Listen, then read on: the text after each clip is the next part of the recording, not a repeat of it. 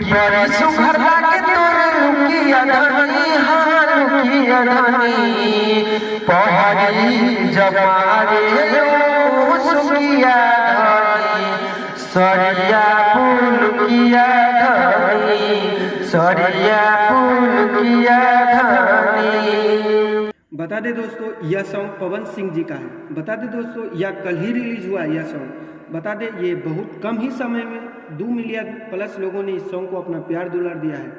बता दे दोस्तों यह सॉन्ग लिखने वाले राइटर निखिल निहाल जी हैं और म्यूजिक डायरेक्टर प्रियांशु जी हैं। बता दे दोस्तों यह सॉन्ग माँ गायत्री रिकॉर्ड्स चैनल से रिलीज हुआ है।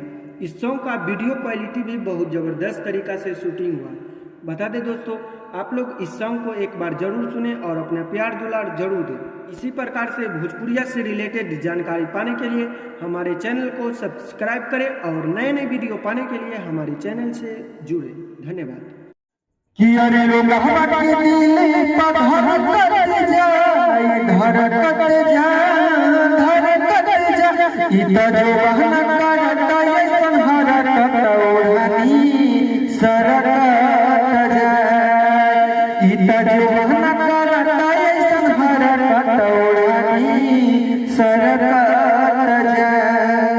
ये song power star Pawan Singh ji का है जो कि बहुत ही कम समय में 29 मिलियन प्लस लोगों ने इस सॉन्ग को अपना प्यार दुलार दिया है। इस सॉन्ग को अपने हाथों से लिखने वाले राइटर आशुतोष तिवारी जी हैं और म्यूजिक डायरेक्टर प्रियांशु जी हैं। इस सॉन्ग का वीडियो ज़बरदस्त तरीका से शूटिंग हुआ है। इस सॉन्ग का वीडियो डायरेक्टर विक्की यादव जी हैं। ये सॉन्ग JP स्टार भोजपुरिया चैनल से रिलीज हुआ है। आप लोग एक बार इस सॉन्ग को जरूर सुने और अपना प्यार दुलार इस सॉन्ग को जरूर दें। बता दें दोस्तों इसी प्रकार से भोजपुरिया से रिलेटेड जानकारी पाने के लिए हमारे चैनल को सब्सक्राइब करें और नए नए वीडियो पाने के लिए हमारे चैनल से जुड़े। धन्यवाद। कि पीछे लिपस्टिक के डिस्ट्रिक्ट पड़ल बा हमरा खातिर सब जिद पड़ल बा।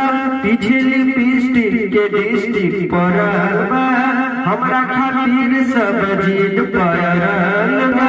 के तना के हाय दैया नींदिया नींदिया जब साटिले लाल रंग बिंदिया हिलेला सारा इंडिया जब साटिले लाल रंग बिंदिया हिलेला सारा इंडिया।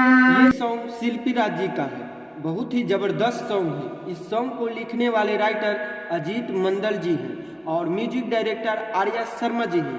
ये सॉन्ग आइकॉन भोजपुरिया बवाल चैनल से रिलीज हुआ है। इस सॉन्ग का वीडियो बहुत ज़बरदस्त तरीका से शूटिंग हुआ है। आप लोग इस सॉन्ग को एक बार जरूर सुने और अपना प्यार दुलार जरूर दें। बता दें दोस्तों इसी प्रकार से भोजपुरिया से जानकारी पाने के लिए हमारे चैनल को सब्सक्राइब करें और नए नए वीडियो पाने के लिए हमारे चैनल से जुड़े। धन्यवाद।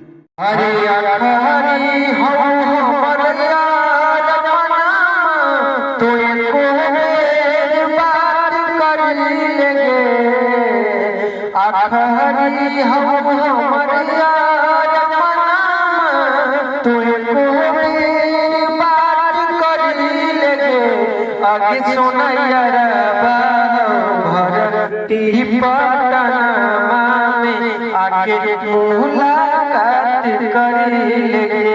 आगे सोनैया भरती पटनमा में आगे मुलाकात करी लेगे।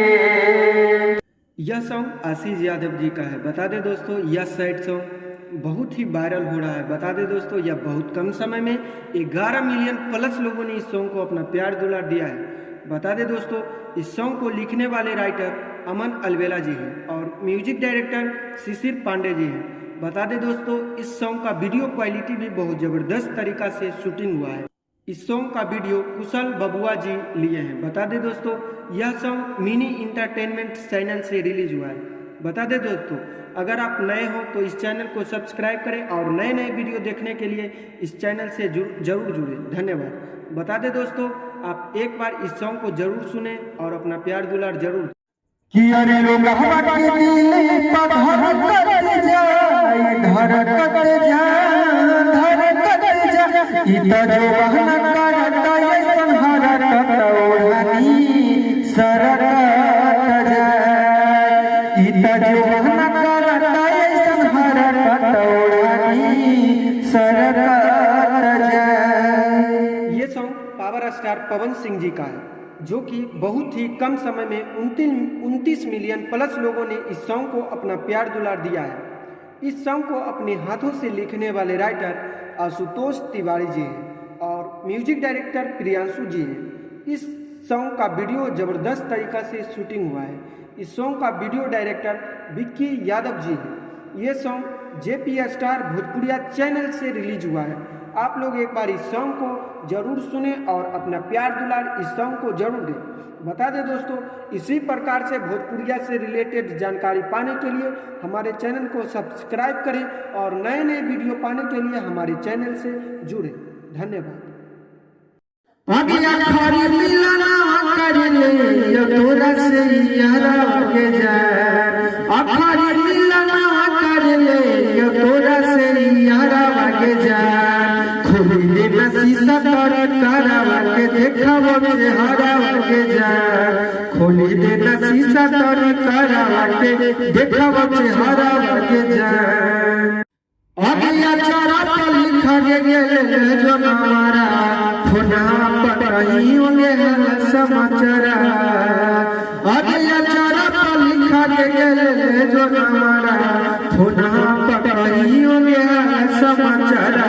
तो कावना रोका भाई तोरा चला जाइए पिया के घर। तो कावना रोका भाई तोरा चला जाइए पिया के घर। खोली दे न शीशा तर करावा के देखावो चेहरा के जाए। खोली दे न शीशा तर करावा के देखावो चेहरा के जाए। अगिया खारी मिलना कर ले यो तोरा से यारा के जाए। अखारी मिलना कर ले यो तोरा से यारा के जाए। खोली दे न शीशा तर करावा के देखावो चेहरा के जाए। खोली दे न शीशा तर करावा के देखावो चेहरा के जाए। कि मारब खोपड़ी में गोली हमर बड़का निशाना। कि मारब खोपड़ी में गोली हमर बड़का निशाना। तोर मजनुआ रंगबाज के थाना दीवाना। तोर मजनुआ रंगबाज के थाना दीवाना। ये सॉन्ग प्रमोद प्रेमी जी गाए हैं। यह सॉन्ग बहुत ही कम समय में 8 मिलियन प्लस लोगों ने इस सॉन्ग को अपना प्यार दुलार दिया है। इस सॉन्ग को लिखने वाले राइटर कोटन मनीष जी हैं और म्यूजिक डायरेक्टर अभिषेक तिवारी जी हैं। इस सॉन्ग का वीडियो डायरेक्टर पंकज सोनी जी हैं। यह सॉन्ग AMS म्यूजिक चैनल से रिलीज हुआ है। आप लोग एक बार इस सॉन्ग को जरूर सुने और अपना प्यार दुलार जरूर दें। बता दें दोस्तों, इसी प्रकार से भोजपुरिया से रिलेटेड जानकारी पाने के लिए हमारे चैनल को सब्सक्राइब करें और इसी प्रकार से वीडियो देखने के लिए हमारे चैनल से जुड़ें। धन्यवाद। अगिया खारी मिलना कर ले यो तोरा से यारा के जाए। अखारी मिलना कर ले यो तोरा से यारा के जाए। खोली दे न शीशा तर करावा के देखावो चेहरा के जाए। खोली दे न शीशा तर करावा के देखावो चेहरा के जाए। यह सॉन्ग आशीष यादव जी का है। बता दें दोस्तों, ये सॉन्ग आद्यनाथ शिव म्यूजिक चैनल से रिलीज हुआ है।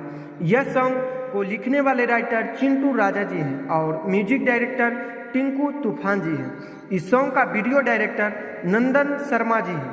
इस सॉन्ग का वीडियो बहुत ज़बरदस्त तरीका से शूटिंग हुआ है। यह सॉन्ग 2 मिलियन प्लस लोगों ने इस सॉन्ग को अपना प्यार दुलार दिया है। बता दें दोस्तों, आशीष यादव जी का जितना भी सैड सॉन्ग आ रहा है बहुत ज़बरदस्त तरीका से सॉन्ग आ रहा है।